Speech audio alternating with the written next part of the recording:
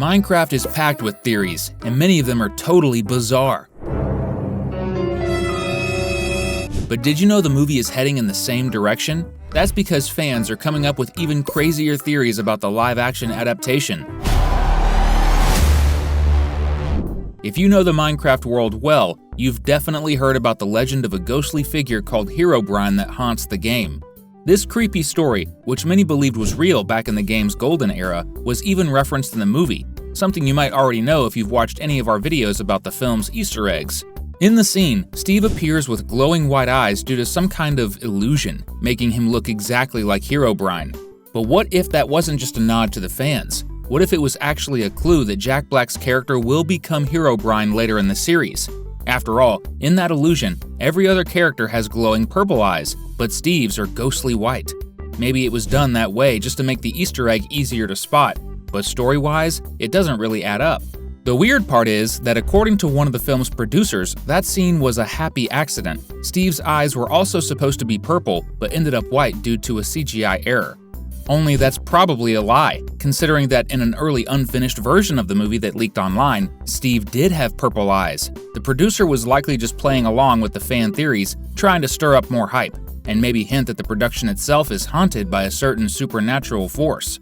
There's another possible reason for that cover-up. The filmmakers don't want us to figure out too soon that Steve is going to become Herobrine. He might have been cursed after entering the overworld, probably by Malgosia, since she's a known sorceress. In that case, the white eyes and the illusion are just the beginning of the curse. And if it's real, it might slowly corrupt Steve until he completely loses his pupils and transforms into a powerful entity, one with no soul or heart. Creepy, right? And that's just the first of 8 bizarre theories about the Minecraft movie you need to check out. So go ahead and dive in. This is Cinewave, and we're just getting started. Steve has always dreamed of exploring caves ever since he was a kid, but the biggest thing standing in his way, even before he could do basic math, was this cranky old miner who constantly kicked him out of the mines. So far, so good. Kids shouldn't be working in caves anyway, and the old man was probably just doing his job. But things get a lot weirder when Steve returns to those same mines as an adult and bumps into the same miner again.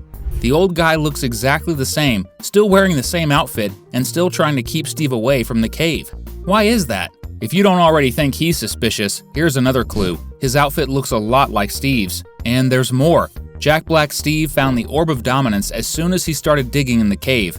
So how come that old guy, who supposedly worked there for decades, never found it? This guy clearly has some explaining to do, and that's why many fans believe he actually visited the overworld in the past and has spent all these years guarding the cave, making sure no one else activates the Orb of Dominance. But here's an even wilder idea. What if he's not just another adventurer, but Steve himself, from the future? The matching outfits are one thing, but if Steve managed to time travel, it would explain why the old man hasn't aged a day. He doesn't live there full time, he just jumps around in time, only showing up when young Steve tries to access the cave. Now, Minecraft was never meant to be about time travel, and yeah, that makes this theory sound kinda crazy, but the movie already made it clear that anything can be crafted with a crafting table, so if Henry, who's smart enough to build a jetpack using stuff he found in a regular school, manages to create a time machine in the sequel, he could totally kick off a major time paradox.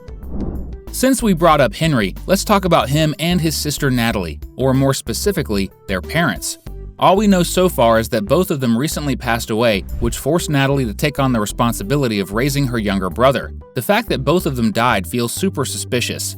If they were just an ordinary set of siblings, we might chalk it up to coincidence, but they're not ordinary. They seem like regular people, but they've shown skills that no average human should have. Natalie, with no formal training, manages to take down monsters like it's second nature. It's like fighting is in her blood. The strength she shows when tossing a piglin is absolutely not normal. And Henry? He's on a whole different level. People describe him as creative, but let's be real, the kid's a genius. Do we really have to say it again? He built a frickin' jetpack with scraps he found at school. No real-world scientist could do that. And let's face it, there are folks who've gotten into Harvard with way less. On top of that, he felt an unnatural pull toward the Orb of Dominance, like he already had some kind of connection to the overworld. The theory that ties all this together? Maybe they're only half human. Their father might have actually been born in the Minecraft universe, and their mother could have ended up there through the Orb of Dominance when she was younger. Since the movie shows Marlene falling in love with a villager, we know cross-realm relationships are possible, which makes this theory way more believable. Their dad probably turned human somehow to live on Earth with his family, But even so, it could have given Henry and Natalie some paranormal abilities, like super intelligence and creativity for the little brother, and super strength and quick reflexes for the older sister. If you'd love to see any of these theories come true, drop a comment below with #theory.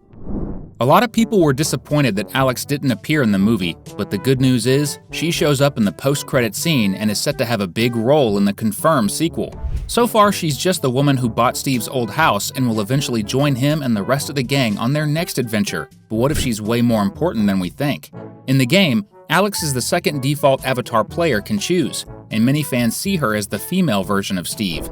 And even though the two are often shown working together in Mojang's animated teasers for updates, a lot of people believe those animations aren't canon, and that Steve and Alex actually live in separate universes, each as a lone explorer in a massive blocky world. And honestly, Jack Black Steve really did explore the Minecraft world totally on his own. Well, except for his loyal wolf, of course. He's a veteran, while Alex seems to be a newcomer. Unless she's actually been in the overworld before and already knows all about Steve, which could explain why she bought his house. In fact, the movie version of Alex might be exactly what fans think the game version is, a female version of Steve from another reality who lived through the same adventures as Jack Black's character, even the battles against Malgosha. The twist? Maybe her story took a different turn because she never agreed to team up with the others. That could have led to her defeat, or even the destruction of her own universe. So now she's found a way to escape into a different reality. Could her character arc be all about learning to trust and work with a team? The movie did a great job adapting the Minecraft universe in the wildest way possible, sticking to pretty much all of the game's mechanics and just bringing them into live action. Day and night cycle every 20 minutes, animals only need to eat next to each other and make eye contact to have a baby suddenly appear, throwing eggs can instantly spawn chickens, and so on. What most people haven't considered is that all of these game-like references might not just be there to please fans. They could actually be clues about the origin of the Minecraft universe itself. Maybe the overworld feels so much like a game because it actually is a game. These days, there are already virtual reality games where players feel like they're fully immersed. So what if the Orb of Dominance was originally created by real-world scientists to build a video game you could physically enter? What if the Minecraft world is actually some kind of virtual dimension? The scientists might have realized how dangerous it was, and that's why they hid the artifact. One of the biggest questions fans have always had about Minecraft is, why do zombies look so much like Steve, even down to wearing the exact same clothes? It's a little harder to notice in the movie since Steve is round instead of blocky, but come on, the undead are clearly stealing his look without even trying to hide it. That's why some fans believe the zombies aren't just any random mobs, they're actually all Steve, after he's died. In the game, when a player dies, they just wake back up at their bed, the classic respawn mechanic. But in the movie, that rule doesn't seem to exist since everyone's clearly terrified of dying. But that doesn't necessarily mean Jack Black Steve can't respawn, maybe he just doesn't know he can. Imagine if he's already died multiple times and every time he wakes up in a bed with no memory of it, while his old bodies get back up as zombies. If that's the case, Steve has probably died a lot more than he thinks.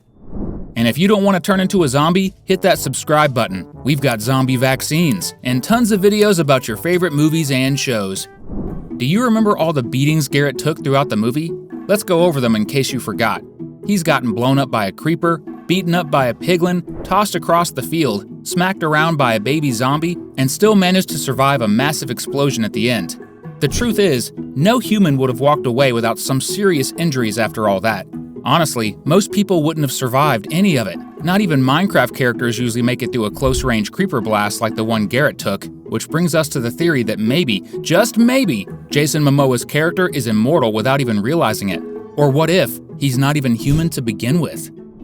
One of the weirdest things that happens in a Minecraft movie is the romance between Vice Principal Marlene and a villager who accidentally ended up in the overworld. And the craziest part? This might actually become a trend among the big-nosed folks.